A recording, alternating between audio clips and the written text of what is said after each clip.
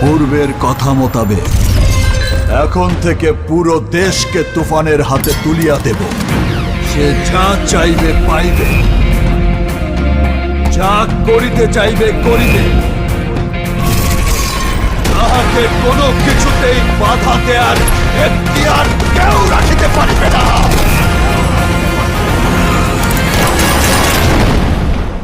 আর এর ব্যত্যয় ঘটিলে